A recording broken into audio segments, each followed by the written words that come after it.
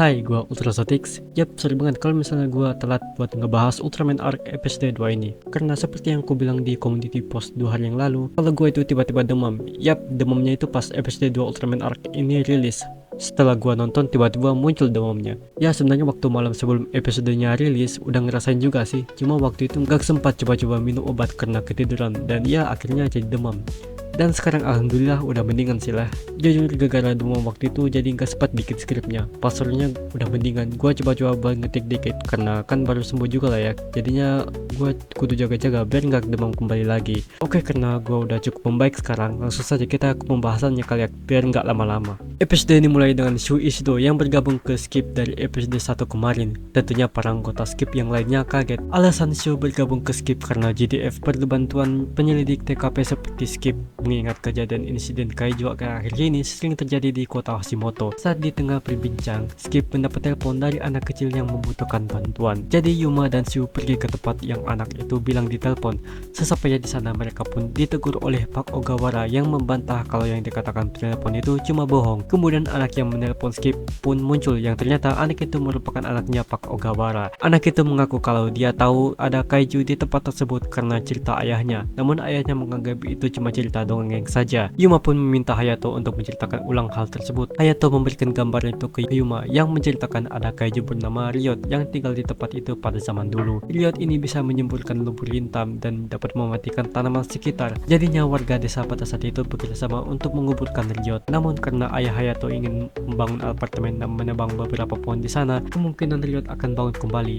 Selesainya Hayato bercerita, beberapa pekerja di sana dikagetkan sesuatu yang berupa altar yang muncul tiba-tiba. Melihat itu, Yuma pun menghubungi Shiro Shiban yang kebetulan juga ia merupakan ahli dalam penyelidik arkeologi. Setelah menelpon, Shu sempat mengeluh dikit karena ngapain juga bertindak sampai jauh berdasarkan dari laporan anak kecil. Tapi Yuma bilang semuanya diawali dengan rasa percaya. Jadinya mereka berdua berpencar dan akan berkumpul di kantor nantinya. Yuma pun pergi ke tempat arsip dan benar saja saat Pak Sugiyama memeriksa melalui arsip kuno, benar-benar persis yang dikatakan Hayato. Namun Pak Sugawara menambahkan kalau kaiju Ryot terus mengamuk saat warga di sana membuat persembahan. Untuk menguburnya dan membuatnya tumbang, ia harus diberi makan berupa pelet yang terbuat dari 88 tumbuhan. Tapi di buku itu tidak menyebutkan sebuah altar. Tiba-tiba Ultraman Arc pun muncul di cermin dan memberi Yuma petunjuk kalau di situ ada sebuah belanga yang persis disebutkan di buku arsip tersebut. Yuma pun membawa belanga itu ke kantor Skip dengan tujuan agar dapat petunjuk tentang Ryot. Sesampainya di sana mereka ditunjukkan tangkapan layar dari satelit angkasa GDF berkat Ishido. Saat di-scan dan dipindahkan ke sudut lain, terlihat di bawah tanah tersebut ada kaiju Ryot yang tertidur di sana. Tiba-tiba suhu di kaki Ryot meningkat dan bisa bangun kapan saja. Melihat itu, Skip pun langsung berangkat dan ya benar saja Ryot pun bangun dan hampir mengenai Hayato. Saat Ryot menghampiri Hayato dan ayahnya, Shu pun menembaknya agar perhatiannya teralih ke mereka. Ryot pun sempat menyemburkan lumpur hitam ke arah Yuma dan Ishido. Untungnya mereka berdua bisa menghindar karena lumpur hitam Ryot bisa membakar sekitar sampai meledak kalau kenanya di kendaraan. Ryot pun menghisap sekitar sampai Hayato pun kena juga. Melihat itu, Yuma pun langsung berubah menjadi Ultraman Arc dan menyelamatkan Hayato dan battle epic pun terjadi. Di saat Arc kewalahan dan hampir diserang oleh lumpur hitam Ryot, Arc pun menangkisnya menggunakan Arc Ice Sword dan menembaknya. Walaupun Ryot diserang oleh pedang Arc berkali-kali, Ryot pun dapat menangkisnya dengan tanduk yang bisa mengeluarkan listrik. Dari langit, Yobot pun datang untuk memberi makan belanga itu ke Ryot. Namun Yobot malah kehisap olehnya. Arc pun menolongnya dengan mengganggu belalai Ryot menggunakan pohon dan Yobot pun berhasil keluar. Di saat Ryot kepanasan, imajinasi Yuma pun muncul dengan menggunakan Arc Exhaustless-nya sebagai penggali tanah yang membuat Ryot terjatuh di dalamnya. Namun Arc juga ikut terhisap olehnya. Namun Ryot berhasil dikalahkan menggunakan Arc Finales yang membentuk gerbang Arc. Selesai dengan misi tersebut, Yuma pun kembali ke Skip dan membawa hadiah dari Hayato sebagai tanda terima kasihnya ke Skip. Dan episode pun diakhiri dengan Ishido yang menyelidiki sendirian. Namun yang bikin curiga di sini, Ishido merahasiakannya dari Skip saat ia ditelepon oleh seseorang.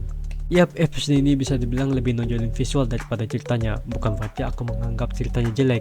Dari segi cerita menurutku ini sudah bagus. Apalagi di akhir kita ditampilkan dengan misteri Shu Ishido terhadap Skip. Kalau nggak ada hal ini, episode ini bakal jadi terkesan filler. Untungnya nggak ada ya, walaupun konflik utama dari core pertama ini bernama Parasit Oze tidak disinggung di episode 2 ini. Tapi tetap enjoy aja karena visualnya yang seperti ku sebutin di awal. Visual yang ku maksud di sini itu pas battlenya. Yap, pasti ini karena menjadi menarik perhatian penonton penonton di sini. Kita bisa melihat sudut pandang atau POV dari Ultraman Arc sendiri maupun Kaiju Riot. Intinya gak langsung asal cut aja, dan ini udah cukup menjadi mata. Selain transisi popnya, visual dari bertarung di bawah tanahnya juga nggak kalah keren, terutama di bagian arc finalize yang bisa membentuk jadi gerbang arc persis yang di episode 1 kemarin. Jadi bisa dikatakan setiap kali Ultraman Arc selesai battle dan terbang bakal membentuk gerbang arc. Terakhir mungkin ngomongin soal misteri Shu Ishido di akhir, yang dimana ia merahasiakan sesuatu dari Skip. Jadinya apa yang dia selidiki sendirian, dia nggak mau beritahu ke Skip, dan yap, ini muncul rasa curiga, dan ditambah lagi ia ditelepon oleh seseorang yang kita nggak tahu siapa yang ia telepon. Di sini juga ia sempat minta maaf soal satelit JDF tadi, yang bisa dikatakan ia menggunakan satelit itu tanpa izin dari pihak berwenang. Mungkin gitu sih ya. Walaupun sempat diizinkan sama pihak antariksa, mungkin ada pihak lain yang gak setuju. Kurang lebih seperti itulah. Semoga misteri-misteri yang seperti ini bakal kejawab di episode mendatang. Apalagi alasan Shu Ishido merahasiakan semuanya ke Skip. Ibaratnya ia mungkin kayak mata-mata di JDF yang mengintai pekerjaan Skip, dan apa saja Shu Ishido yang bisa sampaikan ke Skip, dan mana yang cuma rahasia aja. Kalau lihat yang kayak gini jadi sus banget gak sih? Ya segitu aja untuk video kali ini. Kalau misalnya gua ada salah atau kurang, boleh banget tambahin atau koreksi di kolom komentar. Terima kasih sudah mampir. Gua Ultrasatix. Dah.